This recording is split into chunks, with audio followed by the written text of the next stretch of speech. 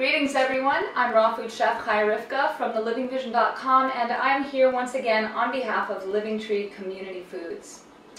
Today I'm going to be sharing a recipe highlighting a number of Living Tree's wonderful ingredients, and those include mainly their raw cashew butter. They have two forms of cashew butter. One is from raw cashews and the other are not raw cashews. And I really like the flavor of the raw cashew butter, plus I love the idea that these cashews have not been heat treated at all. Most cashews are heat treated in order to open the shell. So Living Tree's other cashew butter are from cashews that have been heat treated in order to open the shell. No other heat has been used in those, but this is from a truly raw cashew, and the flavor is sweet and creamy and mild, and I really enjoy it. So we're highlighting their raw cashew butter, and then in this recipe I'm also using another few ingredients from Living Tree Community Foods. Those include their coconut oil, and it is just a very nice, pure, sweet flavored, not literally sweet, but the coconut has its own sweetness and the oil as well, so it's a really lovely aromatic, high quality, extra virgin raw coconut oil. And then I'm also using their alive Hawaiian Willel Aiki Blossom Hawaiian honey. It's a lovely honey. It is raw and wild, and it has many healthful benefits, especially as we're moving into the colder season, so it's nice to use a good raw wild honey. I'm also using their vanilla powder, which is just the vanilla bean that has been completely pulverized down into a powder, and it adds a really nice, fragrant vanilla flavor to anything that you're making. I put it into my teas, I put it into all of my desserts, as well as into like a chia porridge, anything that you think would be nice with that vanilla flavor, and this is just a pure, organic vanilla powder. So it's really lovely, easy to use. You don't have to scrape the vanilla bean or deal with bottles and liquids. So I really like that.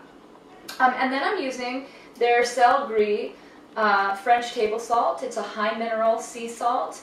It's slightly gray in color. So anytime I use this salt, I want to make sure that it's a high mineral sea salt. And Living Tree has three wonderful salts. One is their French table salt. They also have their Himalayan pink salt, and they have the Hawaiian red salt. And I like all of them, but I'm really enjoying this one right now. It has a lovely salt flavor, but I just really enjoy it without having to describe that further. And then the other ingredients we're using are just a little bit of lemon juice and lemon zest. So this creme fraiche is, did I mention that? We're making a creme fraiche. And usually what a creme fraiche is heavy cream with a little buttermilk, and it's soured overnight. With that, many people might add a little sweetener to it to do like a breakfast parfait, or just to have a little cream with some fruit, or on top of a pie, in a crepe. There's many things that you can do with it. And I wanted to make this one slightly sweet. You could omit the sweetener if you want to. It's not much, and it's not very sweet, but I really like it, and we'll serve it with some stone fruit, with some peaches.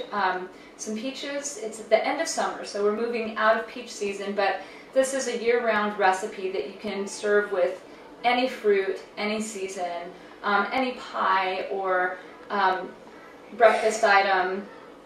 It could be used in place of a sour cream type of thing as well if you omit the honey.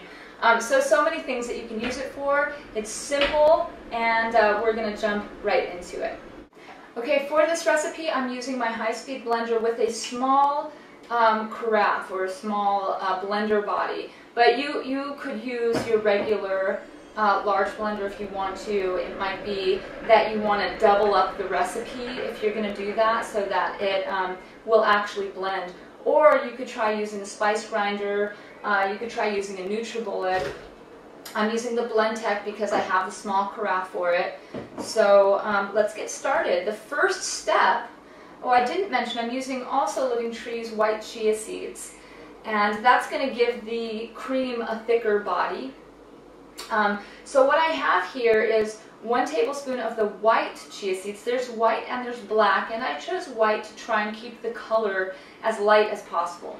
And I just mixed 1 tablespoon of those white chia seeds with a half of a cup of purified water.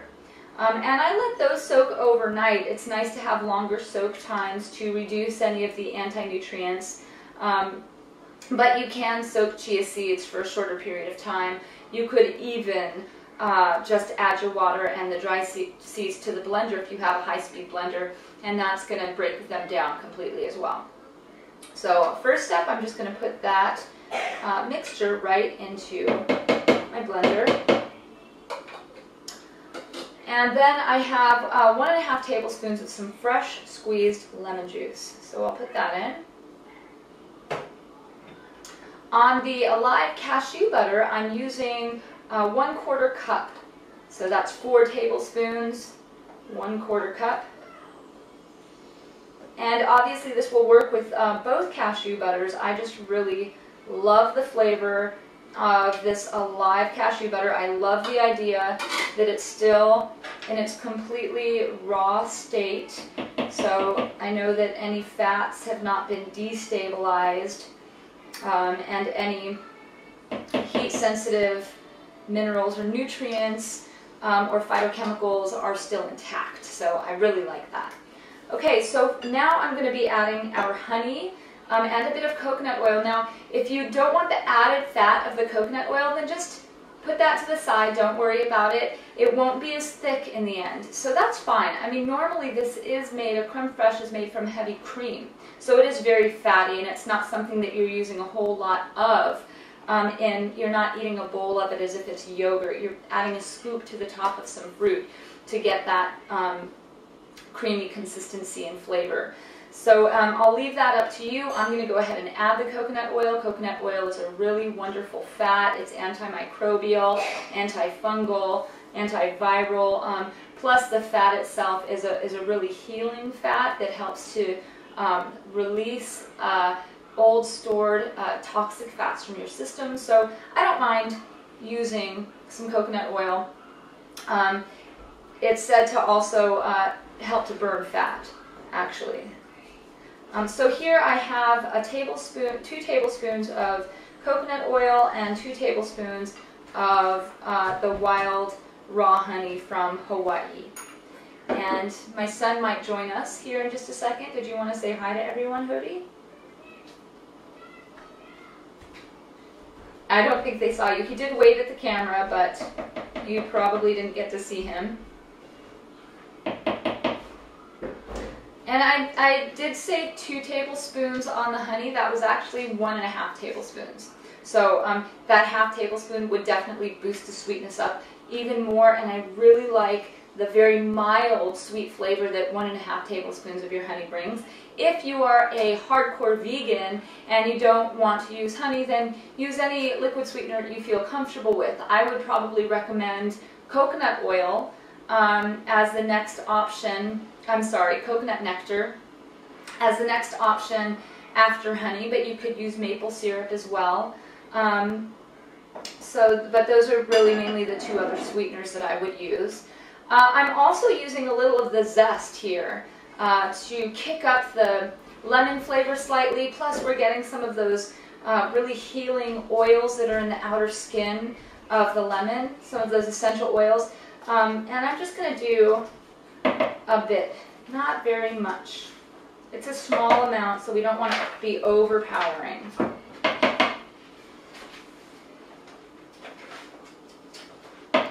Okay, so that's it on the lemon zest. And on the salt, it's just a flavor booster, very mild, and I'm just using 1.5 small pinches. And we're going to go ahead and use the same amount on the vanilla, just a small pinch. We're just boosting up the flavor, adding that fragrant, aromatic vanilla. It's really beautiful flavor, scent. Okay, so just a pinch of that. And now what we're going to do is blend this together on high until everything is really well emulsified. And then we're going to stick it in the fridge for maybe an hour so it can thicken up again. So the coconut oil can firm up, everything can settle down. But let's go ahead and start by blending.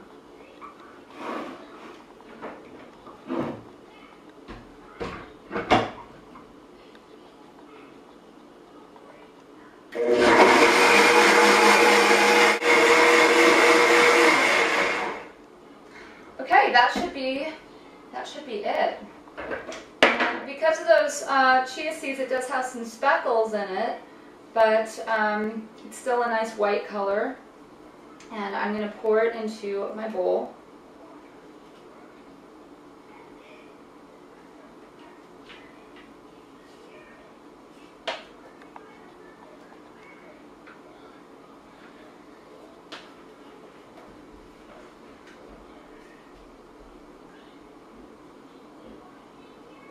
Okay, now we're going to cover this up, stick it in the fridge, and I'll come back in an hour and we'll serve it with some fruit so you can see how nice and thick it got. Too bad you can't taste it out there, but hopefully you're going to try it for yourself at home and see it has such a lovely, light, deep, creamy flavor to it that it will just really nicely accentuate whatever you choose to use it with. So I'll be back shortly. So we're back. And our cream has been set up. It's actually been 2 hours, but I had to go and run some errands and come back, and you can do that too. It would probably be ready, you know, within 45 minutes to an hour.